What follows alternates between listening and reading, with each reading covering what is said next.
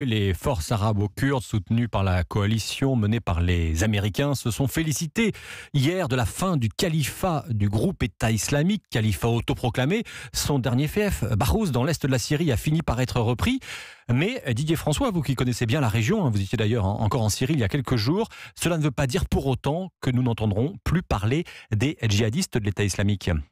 Non, malheureusement, ce qui va se passer en Syrie, c'est ce qui se passe en Irak depuis la libération de Mossoul l'année dernière, c'est-à-dire que les djihadistes vont basculer dans la clandestinité et former des cellules dormantes pour mener une guerre de harcèlement avec des attentats, des embuscades, des mines. C'est la raison d'ailleurs pour laquelle le président Emmanuel Macron a tellement insisté auprès de Donald Trump pour que les États-Unis n'abandonnent pas les Kurdes dès la fin de la bataille de Baghous, car il va falloir les aider à stabiliser la région, à rebâtir les territoires libérés et puis poursuivre la lutte antiterroriste, y compris contre les combattants étrangers, sachant qu'un certain nombre d'entre eux, dont des Français, ont réussi à prendre la fuite et restent donc une menace. Surtout, un retrait trop rapide des conseillers militaires occidentaux pourrait être considéré par la Turquie ou par le régime de Bachar el-Assad comme un lâchage et donc comme un feu vert à une offensive contre les milices kurdes. Vous imaginez que dans un tel chaos, les djihadistes prisonniers se retrouveraient rapidement dans la nature et auraient vite fait de se reconstituer en une force combattante à vendre au plus offrant. C'est bien